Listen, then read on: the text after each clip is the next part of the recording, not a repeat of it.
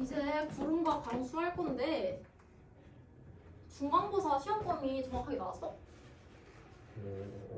1, 2, 그쵸, 1, 2단원까지 볼 것 같지? 네. 중간고사에서 어렵게 나올 수 있는 게 제일 어려운 게 이번 지금 하는 구름과 강수 중에서 포화 수증기량 계산하는 게 있어. 그리고 이슬점, 응결량 지금 배울 거야. 이런 거 제일 어렵게 나올 수 있고요. 그 다음에 그 두 번째가 화학 반응식 개수비 맞추는 거. 이 정도가 제일 어려울 거야. 그 다음에 세 번째가 기권, 생산구조 있죠? 그 암기. 얘는 암기이기 때문에 그냥 외우면 돼. 그리고 얘네 두 개는 연습이 필요한 애들이야. 그래서 점수가 얘네에서 두 개에서 나뉠 거예요. 그 중에서 제일 어려운 거 이거 이제 배울 거야. 천천히 할 테니까 이해 안 되는 거 있으면 하나하나 다 물어봐. 그래서 이제 66페이지부터 가는 거고요. 일단 우리는 증발이라는 걸 알아야 돼. 증발 쉽게 알 수 있죠. 물이 날아가는 거잖아. 물이 뭐야? 액체야. 액체가 수증기 상태로 날아가요. 수증기는 기체입니다. 즉 물인 액체가 수증기인 기체로 날아가는 현상 자체를 증발이라고 하는 거야. 증발이라고 하는 거고요. 이제 새롭게 나오는 게 응결이라는 것도 알아야 돼. 근데 응결이라는 단어가 생소해서 그렇지 별거 아니야. 액체에서 기체되는 게 증발이잖아. 응결은 기체에서 액체되는 게 응결이에요. 반대야. 그냥 이것만 알고 있으면 돼. 응결은 기체, 즉 수증기에서 액체인 물로 변하는 게 응결이다. 쉽죠? 응결이라는 건 이런 거고요. 그래서 증발은 액체가 기체로 가야 돼. 빨래에 액체 상태로 묻어있던 게 기체로 날아가요. 그러면서 없어지는 거지. 빨래가 마르는 거, 물이 훅 날아가. 증발하는 거, 컵에 담아둔 물이, 즉 액체가 수증기 상태로 눈에 보이지 않게 날아가는 거, 그게 바로 다 증발입니다. 여기서는 수증기는 눈에 보이지 않는다라고 나와 있는 거야. 그래서 우리는 불포화 상태와 포화 상태가 뭔지 알아야 돼. 이 단원에서 계속 나오는 용어이기 때문에 용어 정리 잘 하고 봐야 돼. 포화 상태와 불포화 상태가 있어. 불포화 상태는 공기가 있잖아. 공기 덩어리를 이렇게 생각을 하세요. 여기 안에 수증기를 머금을 수가 있어. 수증기라는 기체를 포함할 수 있는 공기라는 소리야. 근데 이 공기에 자리가 조금 남아서 수증기를 머금을 수 있다. 즉 수증기를 담을 수 있다는 소리예요. 그러니까 여기에 공기들이 잔뜩 있겠지. 여기에 있으니까 얘들이 증발을 해요. 물은 계속 증발하고 있단 말이야. 물이 계속 증발할 때, 즉 증발이라는 것은 액체에서 기체가 계속 된다는 소리야.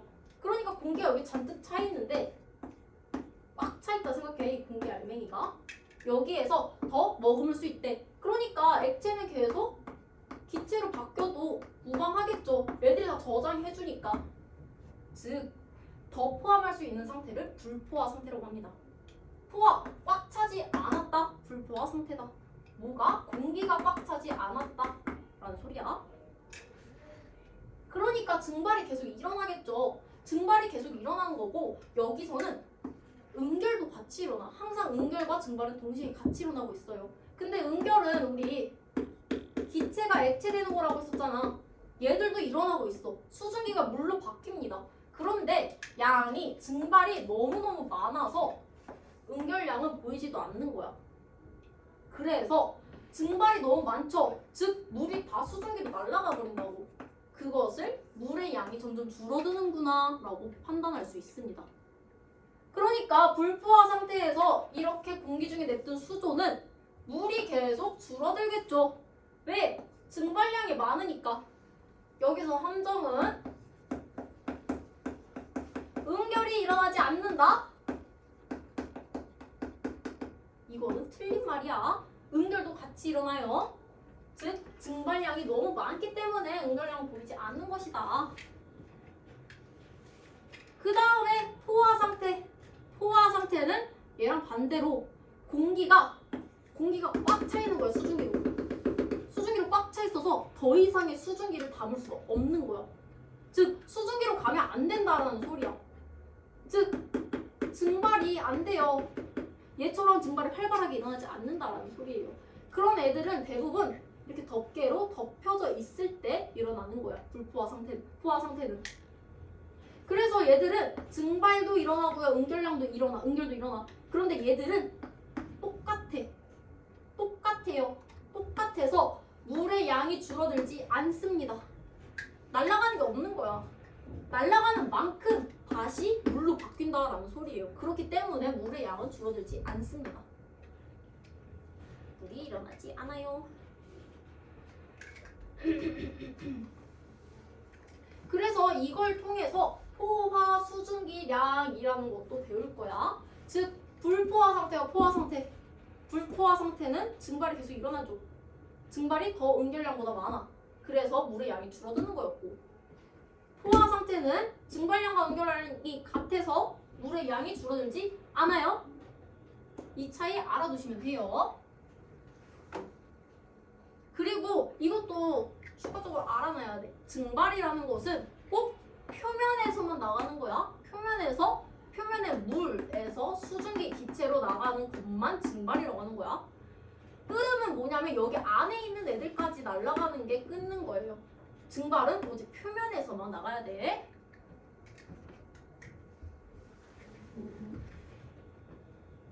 그래서 대부분의 포화 상태인 애들은 이렇게 뭔가 덮여있어. 덮여있는 애들을 포화라고 생각하시면 돼요. 왜냐면 이렇게 냅두고 이 상태에서 포화 상태를 만들어봐라 라고 하면은 여기 얼마나 많은 공기가 있는데 걔들을 꽉 채워야지 포화 상태가 되는 거잖아. 그럼 너무 힘들기 때문에 그냥 여기에 있는 공기만 꽉 채우겠다라는 생각으로 포화 상태다라고 나옵니다. 대부분 다 이렇게 나와요. 포화 상태는. 이렇게 되면 덮어두면 응결량과 증발량이 같기 때문에 물이 줄어들지 않겠죠? 물이 줄어들지 않아요. 근데 얘들은 지금 증발을 계속 하겠죠. 응결도 일어나지만 너무 적은 양만 일어나. 그래서 물의 양이 줄어들겠죠.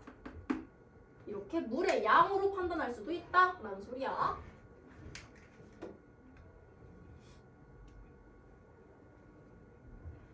증발은 액체 내부에서 물 분자가 수증기를 변해?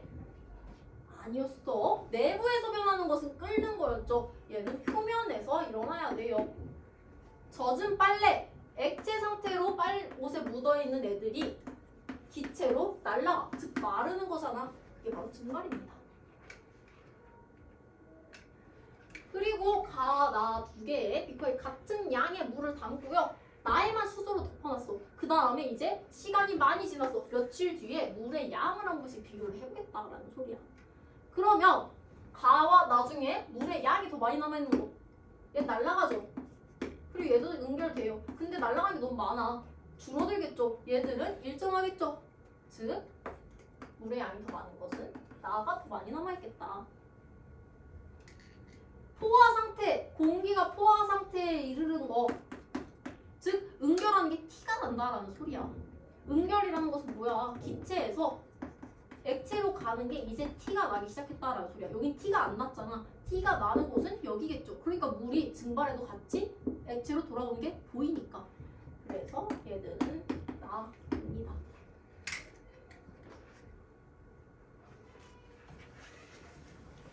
괜찮아? 이해돼요? 그 다음에 이제 포화 수증기량이 나오는데 이거 정말 중요해. 일단 포화 수증기량의 정의부터 볼게. 포화 상태, 그러니까 수증기로 꽉 차 있는 공기야. 수증기로 꽉 차 있는 공기 얼마큼이냐면 1kg에 들어있는 수증기의 양을 그람으로 나타낸 거야. 그래서 포화 수증기량의 단위는 kg/g이라고 써요. 1kg당의 수증기량인 거야. 즉 우리는 수증기량을 구하고 있는 거야. 수증기가 들어가고 있는 양. 수증기가 들어가고 있는 양을 구하고 있는 거기 때문에 얘를 다른 말로 하면 공기에 이거 받아 적어주세요. 최대로 들어갈 수 있는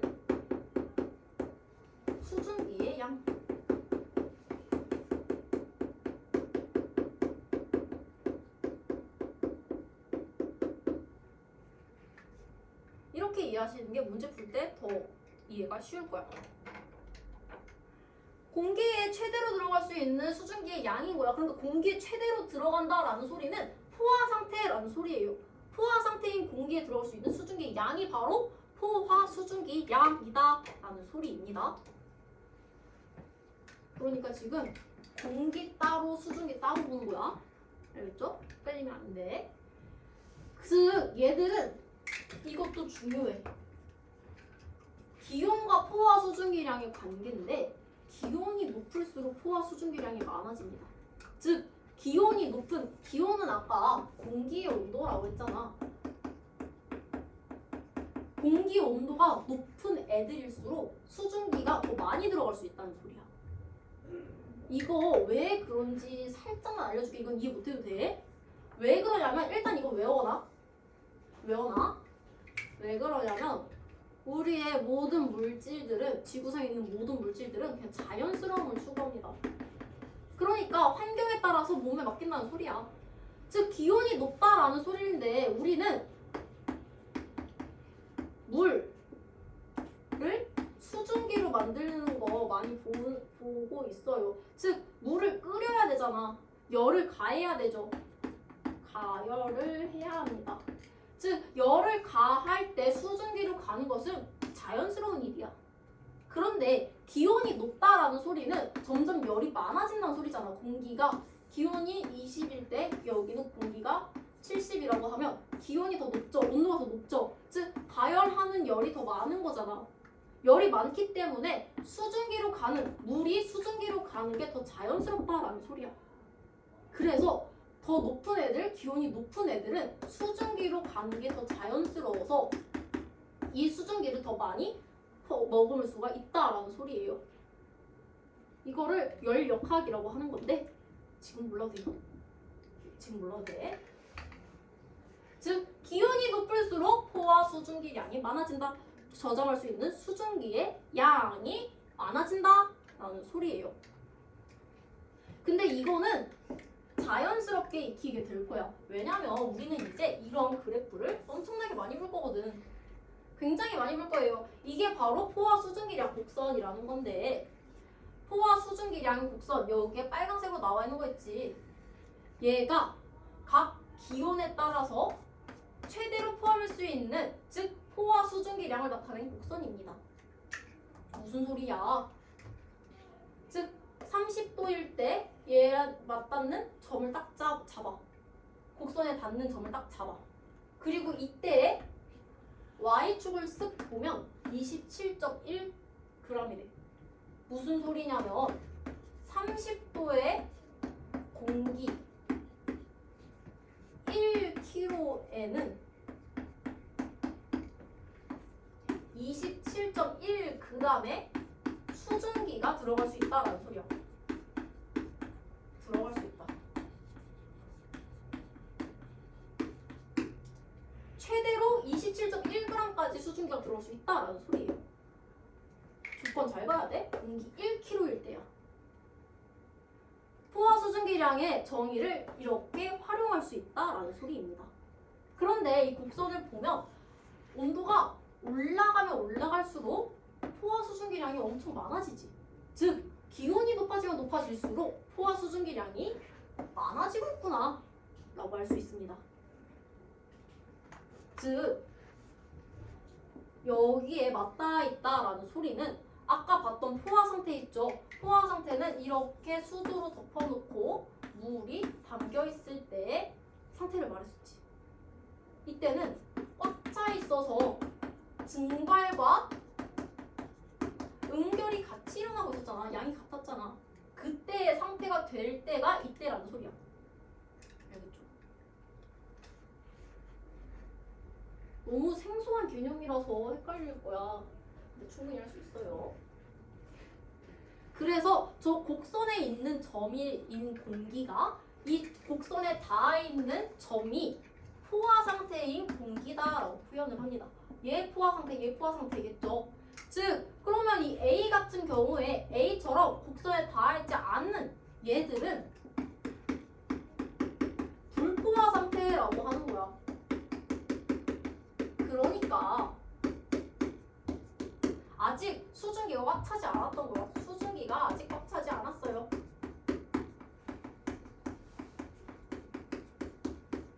즉 증발이 응결보다 큰 거야 아직은. 이건 그림으로 나타나면 아까 뭐였어? 덮어두지 않은 물 계속 나갔던 거 있었죠. 응결도 일어나긴 해. 근데 증발이 너무 많다. 물의 양이 줄어들겠죠. 그 예시를 표로 나타낸 거야. 이렇게 된 게 포화 상태의 공기다 라고 나와 있는 거고요. 그러면 있잖아, 기온에 따라서 포화 수증기량이 결정이 되는 거잖아. 기온이 높으면 더 많이 올라갈 수 있고 기온이 낮으면 조금만 저장할 수 있죠. 그러면 이 A 점을 포화 상태로 만들고 싶대. 포화 상태로 만들 거야. 얘들은 있잖아, 얘는 기온은 그대로 냅두고 포화 상태로 만들고 싶으면 여기에 닿아야 되지. 곡선에 닿아야 돼. 그러려면 수증기량을 더 넣을 수가 있습니다. 수증기량을 더 넣거나 수증기를 공급하거나 얼마큼 공급해야 돼? 이 A는 이만큼 있는 거야. Y축을 쭉 따라가는 거야. 그때가 17.4래. 현재는 17.4야. 그런데 이 기온에서 곡선에 닿으려면 이만큼 올라가야 되지. 이때 Y축을 보는 거야. 이때 Y축은 27.1이 돼요. 즉 27.1까지 가기 위해서는 이만큼의 수증기를 넣어주면 27.1까지 되면 이제서야 포화 상태가 되는 거구나 라고 나오는 거예요. 그래서 수증기를 공급하거나 아니면 수증기를 공급할 수가 없대.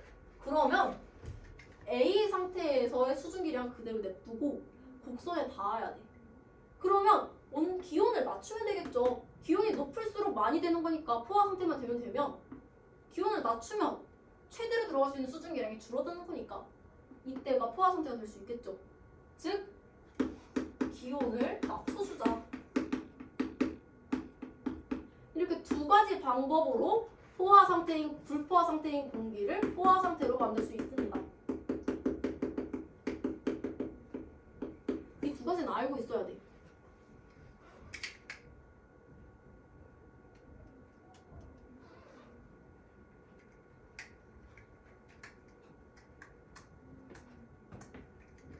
이거 복잡하고 어려워.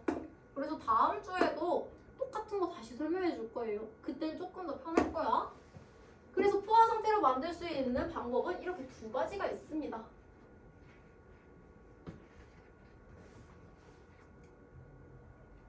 그 다음에 나오는 게 응결이야. 우리 응결 증발의 반대인 걸로 이미 알고 있지. 증발의 반대인 거니까 수증기에서 액체로 가는 반응을 응결이라고 했었죠.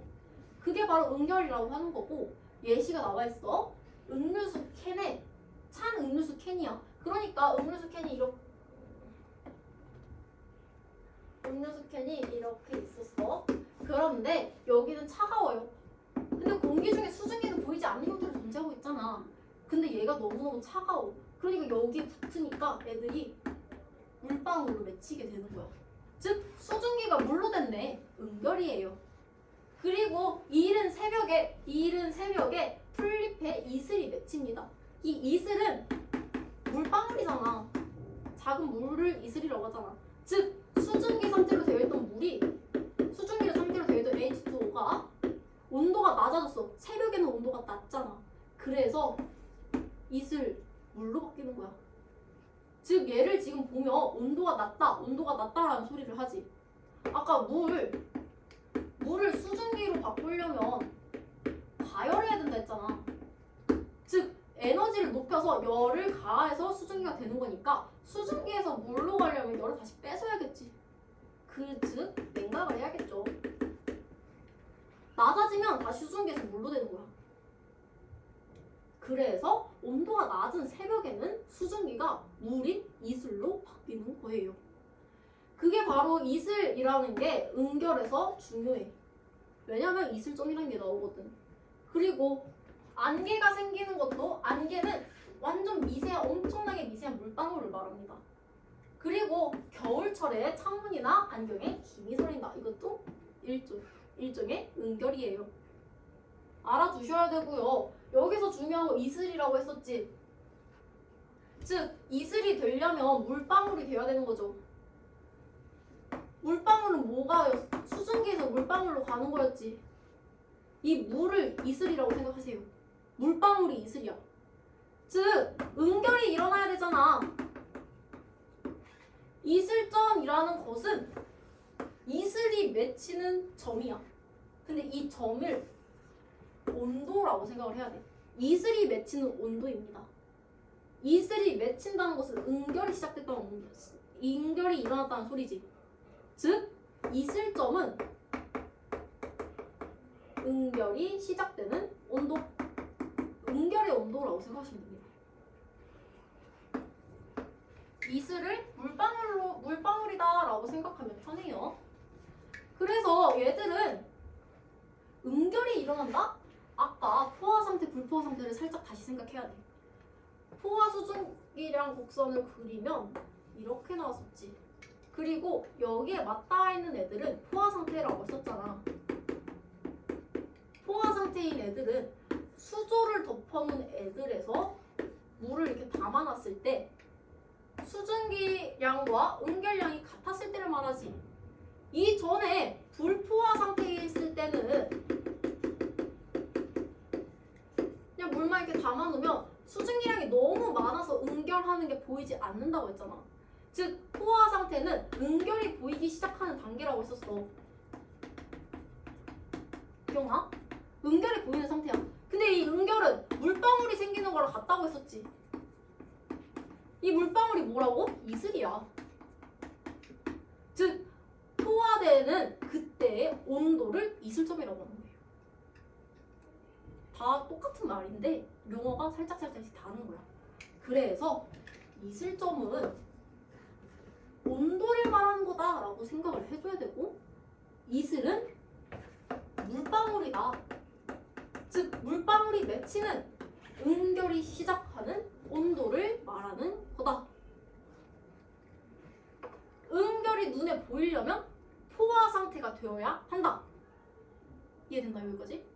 즉 포화 상태에서 포화 수증기량 곡선에서 온도 이 가로축을 보면 우리는 이슬점을 구할 수 있는 거구나 라고 알 수 있는 거예요. 이거인 거고요. 그래서 실제 수증기량이 많을수록 이슬점이 높아진다라고 했잖아. 이거 말만 조금 어려운 거야. 실제 수증기량은 여기 Y축을 실제 수증기량이라고 해요. 실제 수증기량에서 여기 곡선에 닿아야 포화 상태, 즉 은결이 일어나는 거지. 이렇게 되려면 실제 수증기량이 이때일 때는 이슬점이 여기고, 수증기량이 이만큼 있을 때는 이만큼이 이슬점이고, 실제 수증기량이 이만큼이면 이슬점은 온도로 내려가야 되기 때문에 이만큼이잖아. 즉 실제 수증기량이 많으면 많을수록 이슬점의 온도도 높아진다라는 소리야. 아까 봤던 포화 수증기량과 온도의 관계를 다른 방식으로 해석을 하고 있는 거야. 한 그래프에서 두 가지 해석이 나온 거예요. 그래서 이것도 일단은 개념으로 알고는 있어야 돼. 근데 문제 풀면서 익숙해질 수 있도록 계속 말해줄 거야. 그래서 한 가지 이거 진짜 중요한 특징이 하나 나와요. 이걸 알아야 어려운 문제를 풀 수가 있어. 실제 수증기량은 즉 Y축이라고 했었잖아. 이 Y축은 이슬점에서의 포화 수증기량과 같습니다. 이게 무슨 소리야? 이슬점은 온도라고 했잖아. 무슨 온도? 은결되는 온도야. 은결이 된다라는 소리는 은결이 눈에 보인다? 아, 포화되었다. 포화됐을 때 수증기 양을 말하고 있는 거잖아. 즉 이슬점은 여기라고 쳐봐. 여긴데 우리는 A가 여기였는데 이슬점이라고 하는 것은 이 포화되어야 되는 이 곡선에 닿았을 때의 온도를 말하는 건데, 이때 이슬점의 포화 수증기 양과 A의 이슬점 A의 실제 수증기량은 동일하죠. 겹치죠. 그림 다시 이렇게 보면 A가 여기 있었어. 근데 얘 A가 응결이 돼야 된대. 즉 온도가 낮아져서 물방울이 맺혀야 돼. 즉 응결이 되려면 포화 상태가 되어야 되지. 온도를 낮춰서 포화 상태가 되려면 이렇게 낮춰야 되잖아. 만날 때까지. 그 만날 때 곡선에서 만날 때 온도를 보는 거야. 20도죠. 즉 20도에서 이슬점이 20도에서의 포화 수증기량을 다시 보는 거야. 20도에서의 포화 수증기량은 이만큼이었대. 그리고 우리는 실제 수증기량을 보고 싶대. 근데 실제 수증기량과 이슬점에서의 포화 수증기량이 같지. 이러한 특징을 통해서 실제 수증기량을 구하는 문제가 어려운 문제로 나와. 그러니까 이 특징만 알고 있으면 돼요. 왜냐면 이 실제 수증기량 갖고 많은 걸 풀 수가 있거든. 아직 배우진 않았지만 상대 습도 같은 것도 구할 수 있기 때문에 이 특징을 아는 게 굉장히 중요합니다. 말만 어려운 거야. 굉장히 중요해요, 이게.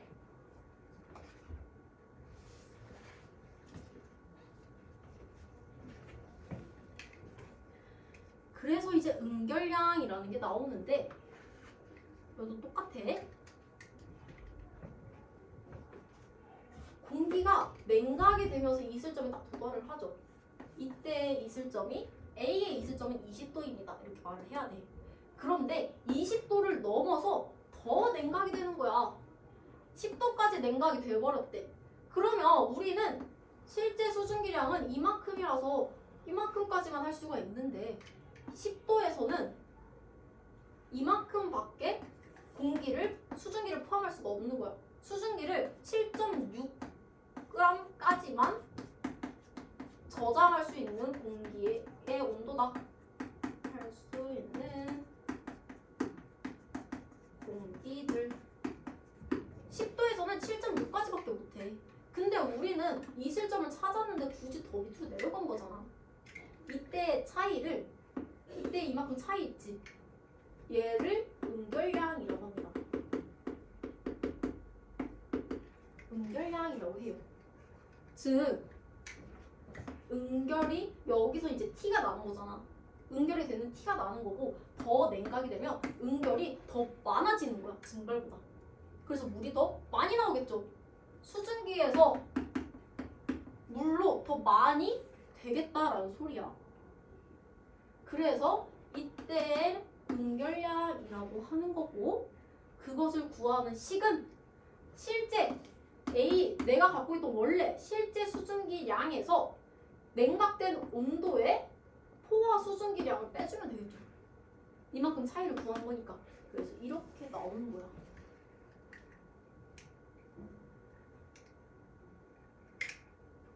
꼭 알고 있어야 돼. 응결량, 이슬점, 포화 수증기량 정말 중요합니다. 그래서 문제 좀 많이 풀어볼 거고요. 그래서 지금 이슬점을 여러 가지로 해석을 할 수가 있어야 돼. 여기 꼬다리에 나오는 건데 굉장히 중요합니다. 이거.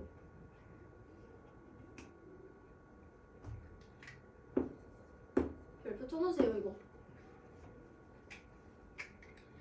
이슬점이라고 하는 것은 물방울이 맺히는 온도지. 즉 물방울이 맺히려면 응결이 돼야 되는 거잖아.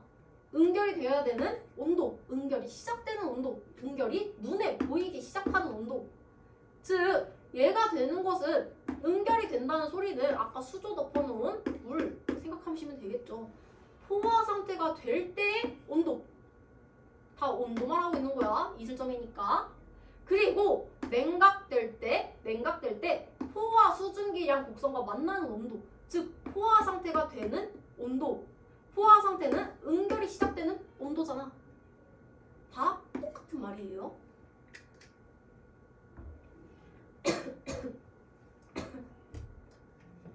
그래서 학교 선생님이 조금 어렵게 내야지 하려면 이슬점이란 말을 안 쓰고 이렇게 길게 내버리는 거야. 그럼 이게 뭐지? 하면 문제가 풀리기 힘들겠죠. 근데 우리는 불포화 상태에서 냉각이 됐대. 냉각? 물에서 수증기 되려면 열을 줬어야 됐었지. 반대로 되려면 열을 뺐으면 되겠네. 즉 냉각하면 되겠네 라는 거 알고 있으면, 즉 냉각되면 물방울이 나오는 응결이 일어나겠다. 응결의 온도?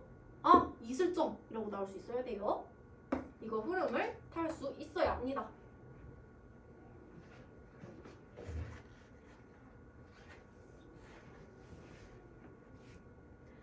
그래서 여기 실험 같은 거 보면 뿌옇게 흐려졌다. 뿌옇게 흐려졌다라는 것은 물이 되었다라는 소리야. 수증기는 눈에 보이지 않는다라고 생각을 해야 돼. 왜냐면 여기 공기 중에도 수증기 많이 떠다니고 있거든. 근데 안 보이잖아. 뿌옇게 흐려져서 보였다? 물방울이 됐구나. 응결됐구나. 라고 판단하시면 돼요. 안경에 김이 서려. 우리 공기 중에 수증기 얼마나 많은데 온실기체라고 했었잖아. 온실기체로 존재할 정도로 엄청 많아요. 근데 보이지 않잖아. 근데 이제 김이 서렸어요. 김이 서린 것은 물방울로 바뀌었다. 응결이구나 라고 할 수 있어요. 물에 보이는 것은 물이야.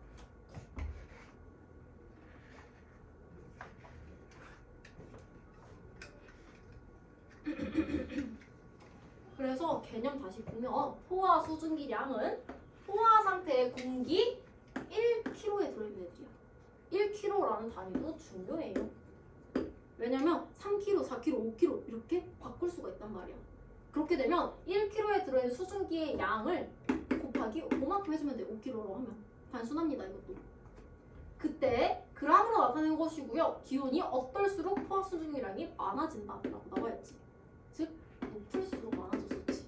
곡선 생각하시면 돼요. 기온이 높을수록 많아진다, 높아진다 라는 거 알 수 있고요. A, B, C 중에서 포화 상태인 거 불러봐.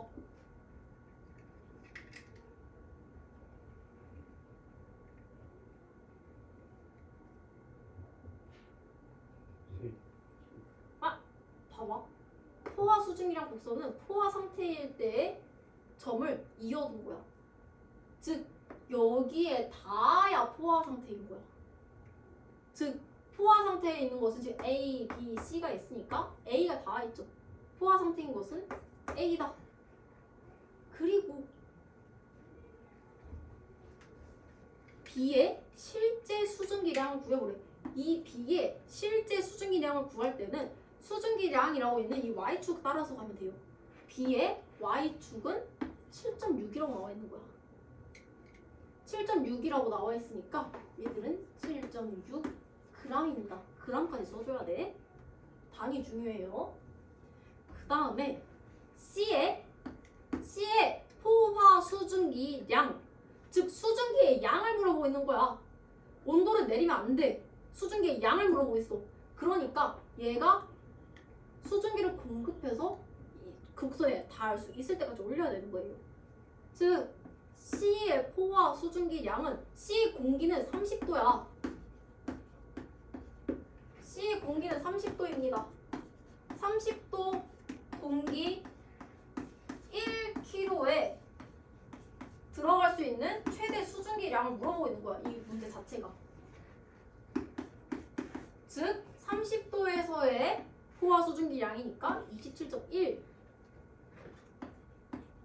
단위 그램 퍼 킬로그램이라고 써줘야 돼.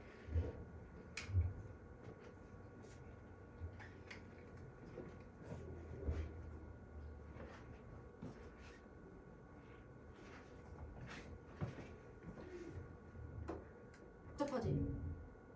복잡해. 어려워. 그래서 자주자주 풀어봐야 돼요.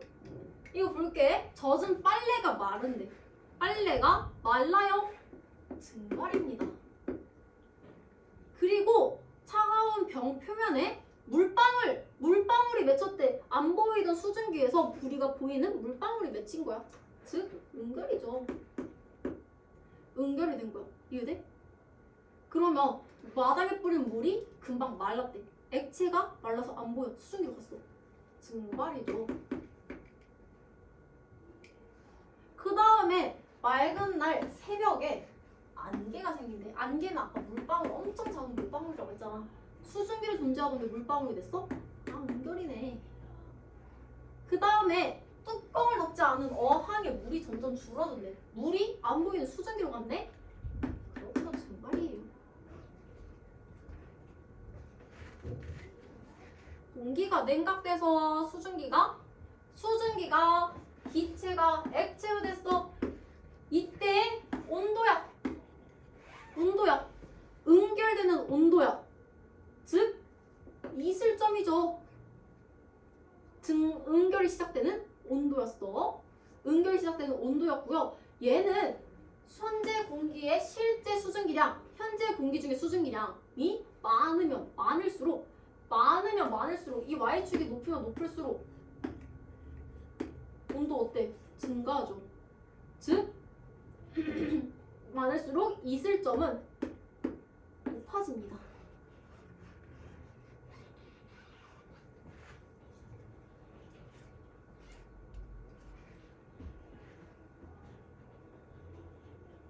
오른쪽 그림의 포화 수증기량 곡선을 한번 볼 건데 이슬점의 가장 낮은 공기 뭐죠? 맞아요. A죠. 응? 이슬점은 포화 수증기 곡선에 닿아야 되는 애들이지. 얘는 포화죠. B가 닿으려면 이만큼 내려갔을 때의 온도지. 얘는 온도가 20이죠. C는 똑같이 20이네. D는 25죠. 이 온도를 판단하기 때문에 B가 제일 낮다라고 생각하시면 돼요. 혹은 이 개념을 쓰면 돼. 온도가 높으면 수증기량이 많으면 많을수록 높아진다 했잖아. 즉 B의 수증기량은 이만큼이고요. A는 이만큼, C도 똑같지. 그리고 D는 이만큼이야. 높으면 높을수록 이슬점의 온도가 높아진다 했잖아. 수증기량이 제일 낮은 B가 이슬점이 제일 낮겠다 생각할 수 있어요. 그래서 B구나. 그러면 이제 D 공기를 1kg를 10도로 냉각을 했대. D를 보니까 D는 쭉쭉쭉쭉 온도가 내려가다 보면 이 지점에서, 즉 이 지점은 25도지. 25도에서 포화 수증기량 곡선이랑 만나. 즉 응결이 보이는 그 지점에 25도라는 소리야.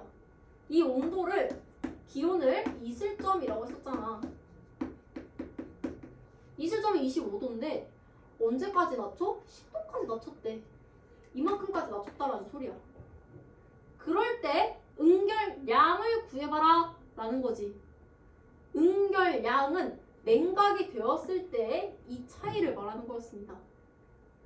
그러니까 D는 지금 20만큼 있어. 실제로 20만큼이 있는데 얘를 10도로 낮췄을 때 이 이슬점의 포화 수증기량은 7.6이잖아. 즉 여기를 구하려면 내 수증기량에서 포화 수증기량을 빼주면 되죠. 그래서 응결량은 이런 식으로 4.12 12.4 g이 나오는 거야. 얘는 지금 응결량을 물어보고 있으니까 그람만 써주면 돼요.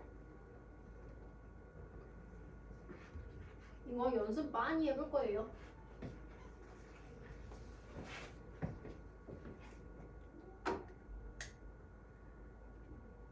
그 다음에 상대 습도부터는 다음 주에 할 건데 일단은 여기 74페이지 한번 해보세요. 74페이지에서 A의 기온을 물어봤대. 그냥 A의 기온은 X축이 기온이고 Y축이 수증기량이잖아. 그냥 X축으로 내려오면 돼. 이 공기는 지금 30도인 공기에 있는 수증기야. 그리고 여기에서 A의 포화 수증기량을 구해보래. 즉 여기서 나올 때는 A 공기의 포화 수증기량이거든. 이 A 공기는 30도의 공기를 말하고 있는 거야. 30도 공기에서의 포화 수증기량. 즉 포화 수증기량이 무슨 소리였어? 공기가 최대로 포함할 수 있는 수증기의 양이었습니다. 그래서 30도 공기에 들어갈 수 있는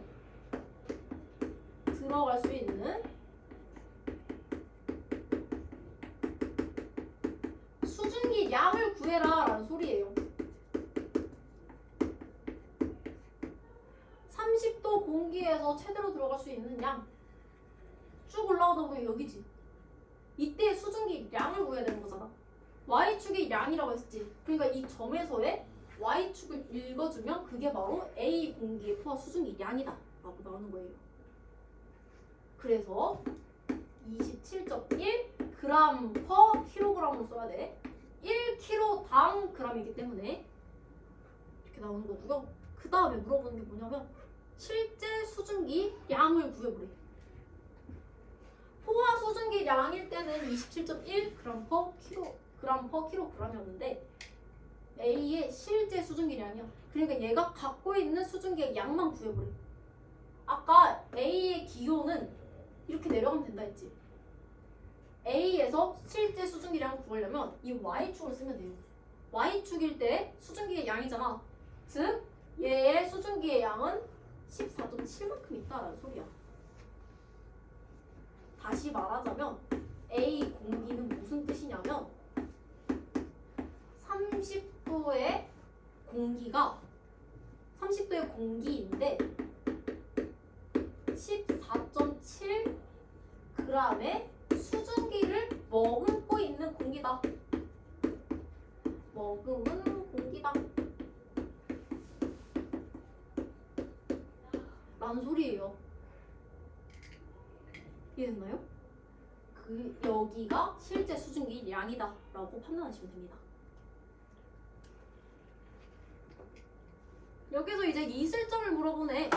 이슬점을 볼 건데 이슬점 다시 말할 거야. 이슬점이 뭐야? 이슬이 생기는 온도야. 이슬이 생기는 온도인데 이 이슬이 물방울이라고 했지. 물방울이 어떻게 생겨? 물방울이 생기려면 안 보이던 수증기가 바뀌어야겠죠. 수증기라는 기체가 액체로 변하려면 우리가 액체에서 기체로 변하려면 물을 끓여야 되잖아. 끓여야 증발되잖아. 증발이 쉽잖아. 즉 열을 가야 되는 거니까 이렇게 되면 냉각이 필요했겠구나 라는 소리를 알 수 있겠죠. 즉 냉각을 해서 응결이 시작되는 온도를 찾아라 라는 소리야. 냉각을 해서요. 즉 A를 냉각시켜 기온이 줄어든다라는 소리죠.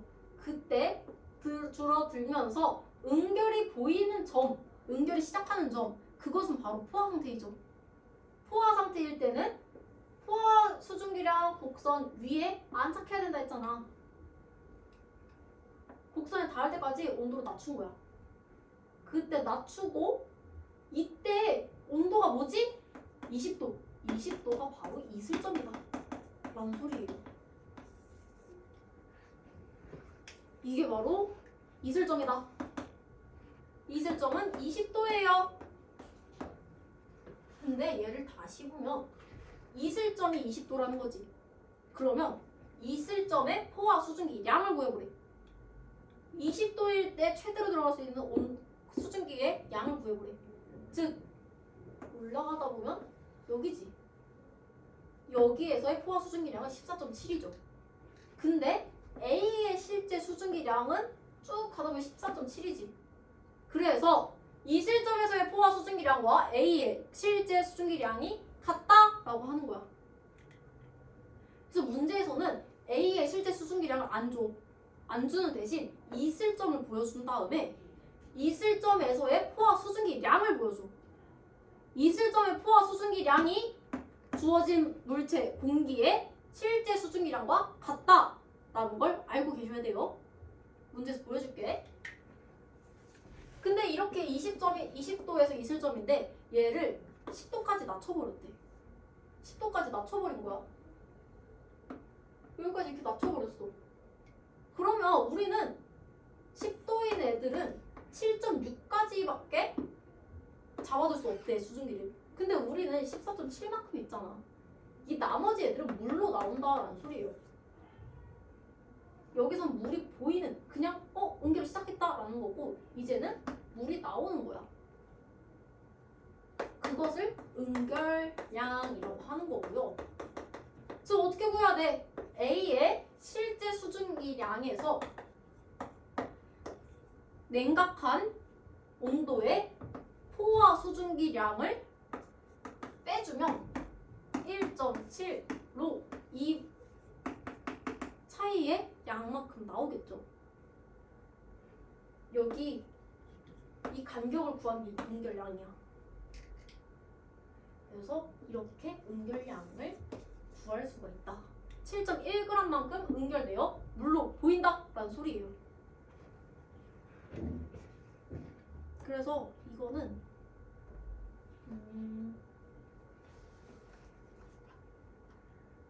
이렇게 이렇게 그래프로 나올 수도 있는데 이런 식으로 나와.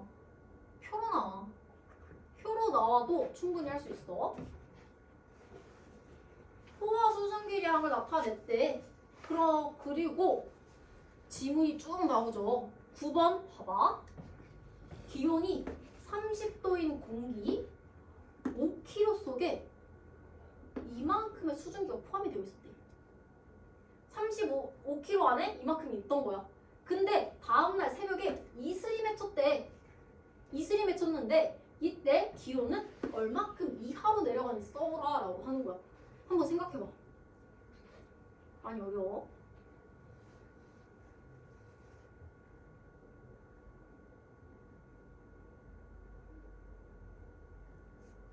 시간 많이 줄 테니까 천천히 생각해봐.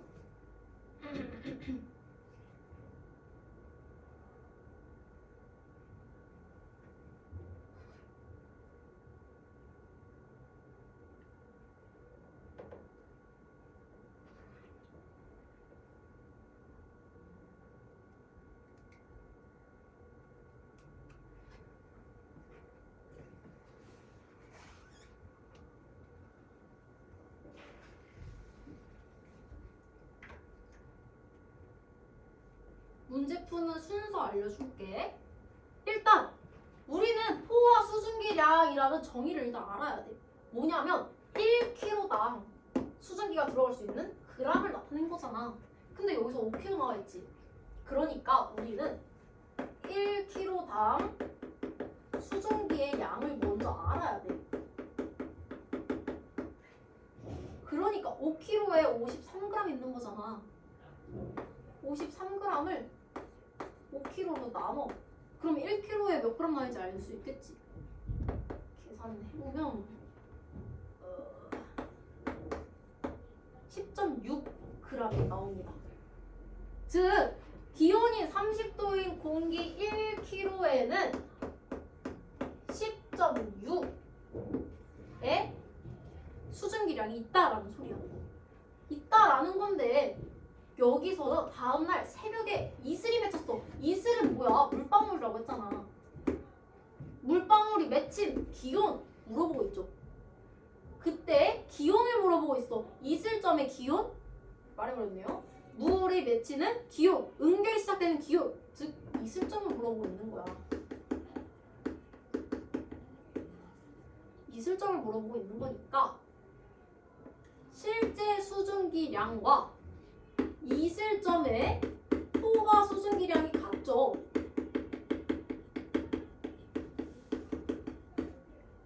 즉 이슬점을 찾으려면 10.6인 포화 수증기량에 이만큼 들어있는 숫자와 같은 것을 찾으면 된다는 소리야.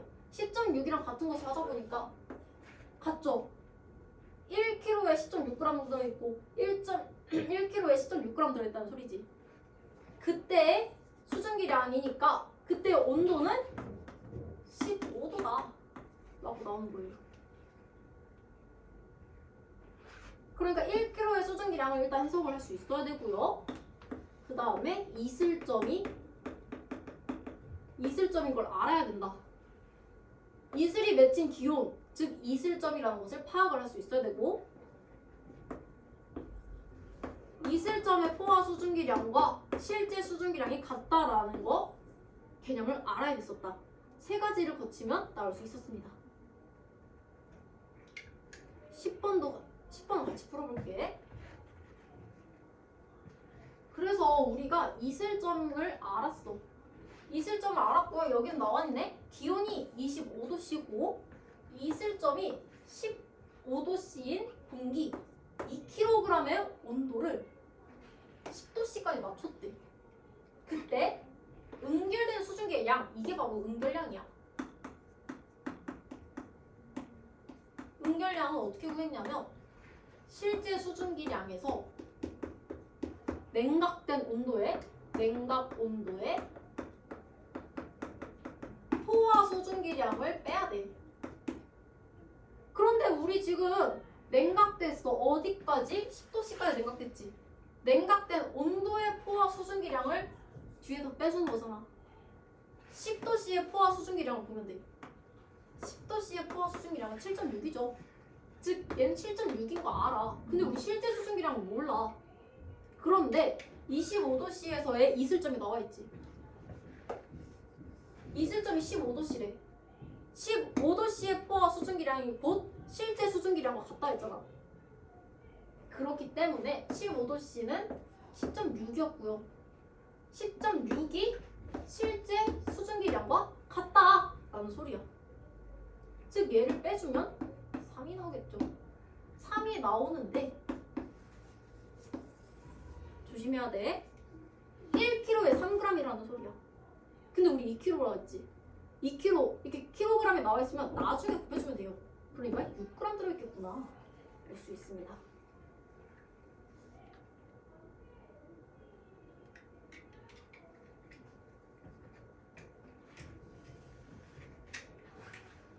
개념만 외우고 있으면 돼. 근데 그 개념이 어떤 식으로 활용이 되는가를 아셔야 합니다. 천천히 정리해요.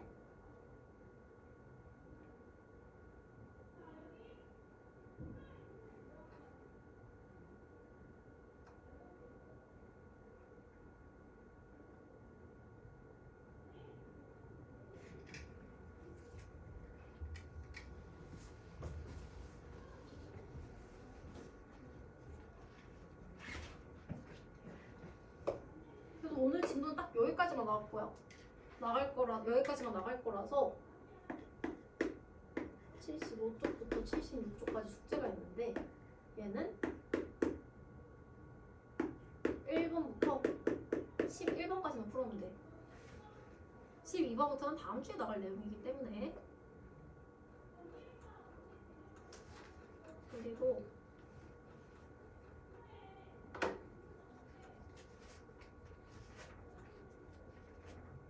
여기 뒤에 문제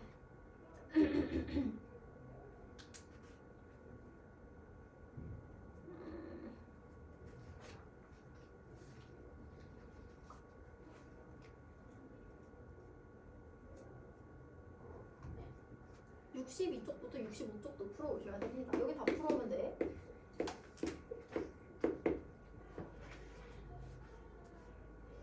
그 다음에 프린트 하나 넣어줄 거야. 문제풀이 숙제는 이거고요. 그 다음에 일단은 백지노트 뭐 써야 되는지 알려주고, 그 다음 프린트 아까 채점했던 거에서 지금 봐줄게. 일단 백지노트 뭐 써야 되냐면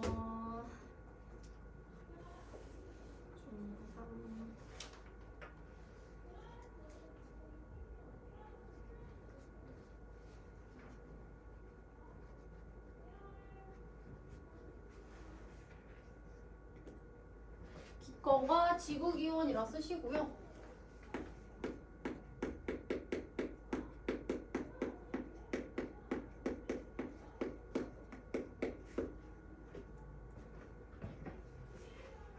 기권 이렇게 쓰시고, 이제 쓰는 거는 외워서 쓰는 거야. 빈칸을 남겨두고, 여기는 지표에서부터 까지이다. 범위 적어주시는 거고요. 그 다음에 기권은 질소가 제일 많고 그 다음에 산소가 두 번째다. 이것도 외워서 뒤에 써주시면 되고요. 그 다음에 증상구조라고 쓰신 다음에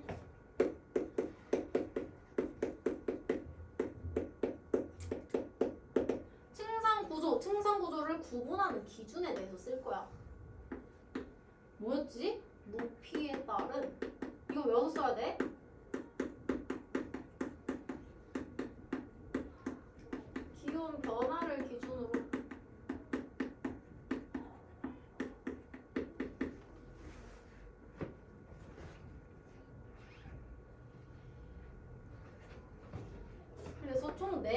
나눌 수 있었습니다.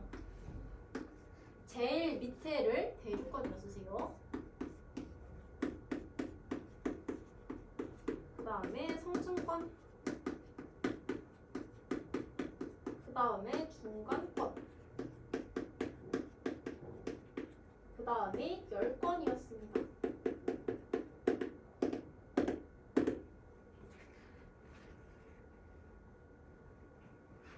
대륙권에서는 특징 3가지 쓸 거야.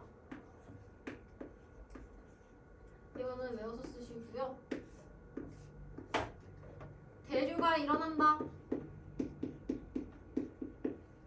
대류가 일어난다라고 풀로 다 써. 그 다음에 기상현상이 나타난다. 기상현상. 그 다음에 공기 대부분이 대륙권에 있습니다.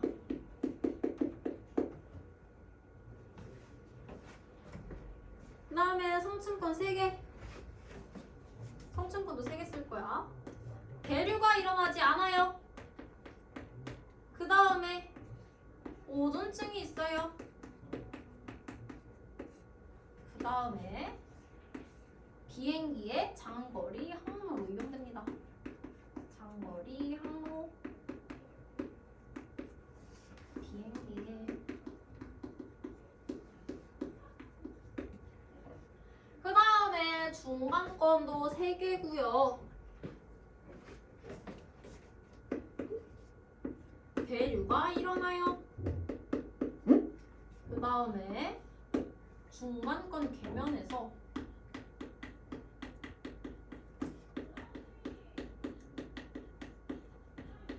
최저 온도가 발생합니다. 최저 기온 관측. 여기서 쓰는 거야. 그 다음에 유성이 관측돼요. 그리고 열권은 5개예요. 대류가 일어나지 않죠. 그 다음에 낮과 밤의 기온차가 큽니다. 그 다음에 인공위성이 궤도로 쓰이고요. 그 다음에 오로라가 관측됩니다. 그 다음 마지막 5번째로 공기가 희박해요. 공기 희박.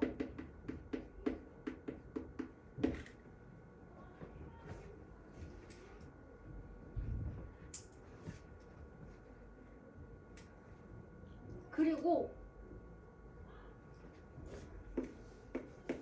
오존층 유무에 대해서 기온 분포로 쓸 건데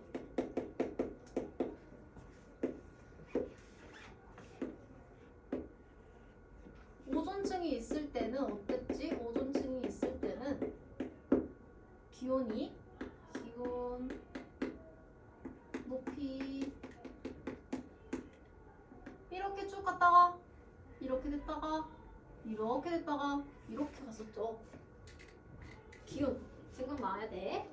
그 다음에 여기 오존층이 없을 때, 즉 약한 온도를 없을 때야. 그러면 오로지 지표에서만 밝아질 수 있겠죠.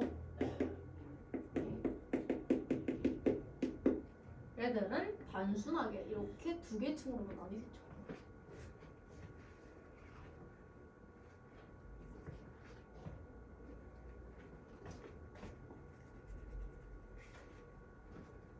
그 다음에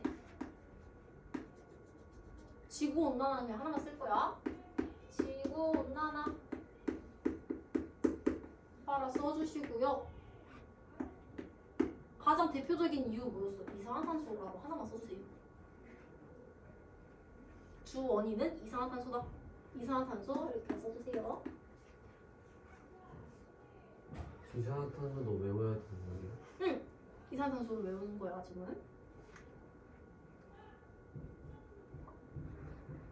이거 있잖아. 기온 부표 이것도 외워서 쓰는 거야.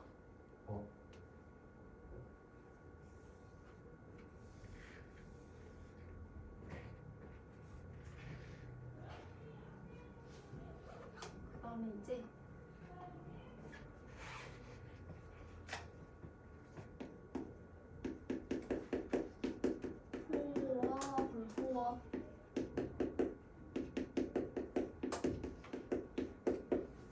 때 불포화 써주시고요.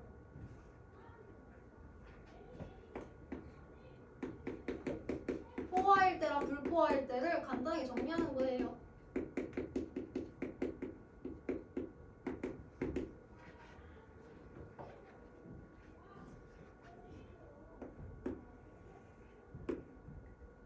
가로친 거 외워야 돼. 공기가 수증기를 잔뜩 최대로 머금음.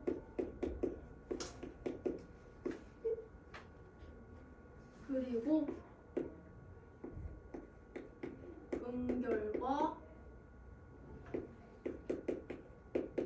증발량이 같아요.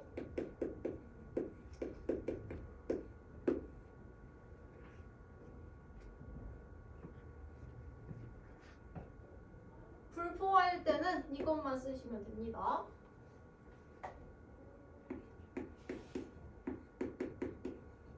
음결량이 증발량보다 적다.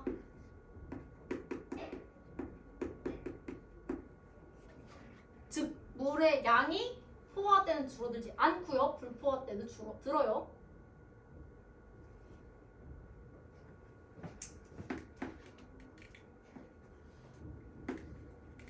포화 수증기량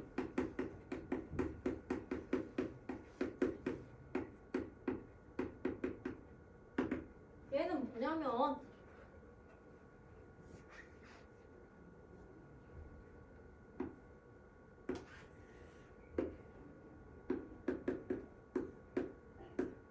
공기 1kg 중에 최대로 들어갈 수 있는 수증기량이라 쓰세요.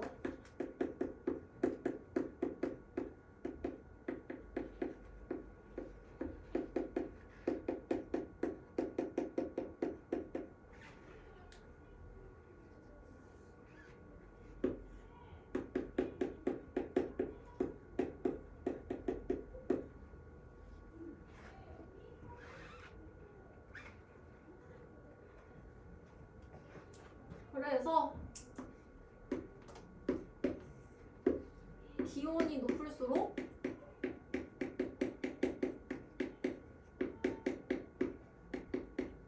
포화 수증기량도 많아졌죠.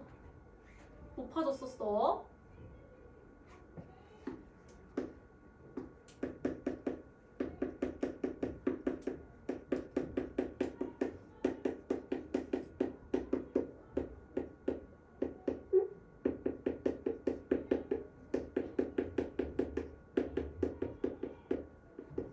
불포화 상태 공기를 포화 상태로 만드는 방법 두 가지가 있었어.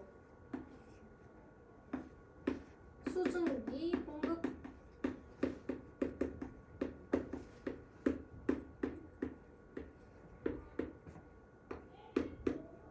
기온을 하강시켜요.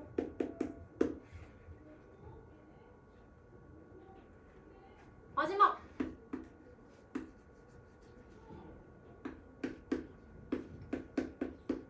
음결이라고 써주시고요. 얘들은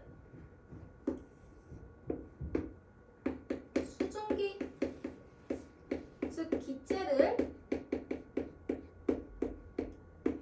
물, 액체로 바뀌는 과정을 말하고 있었죠.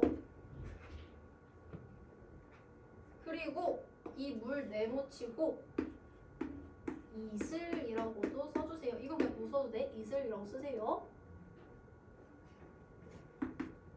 그래서 이슬점은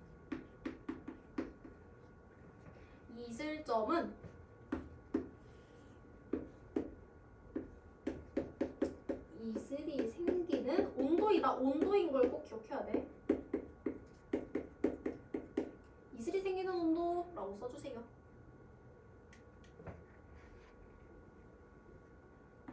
이슬점이랑 같은 내용인 거 있었어. 아이고. 이슬점 해놓고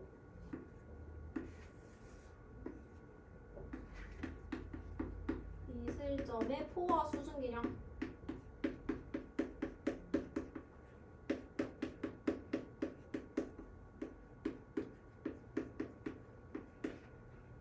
그리고 실제 수증기량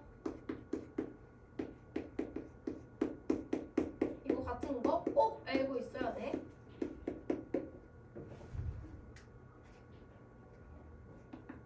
응결에서 마지막이니까 응결량. 응결량 구하는 식 써주시면 돼요. 뭐였어?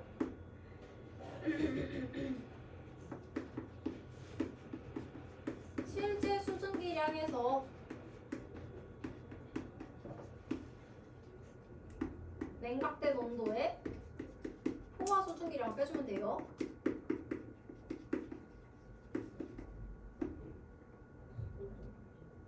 많죠? 그리고 이제 응결량이 지금 실제 수증기량에서 냉각 온도 빼주는 거잖아. 이거 다시 말하면 이슬점이 포화 수증기량에서 냉각 온도 빼준다. 이것도 왔다 갔다 할 수 있어야 돼. 밑줄 친 거만 쭉 빈칸 채우시면 됩니다. 일단 사진 찍어서 보내줄게.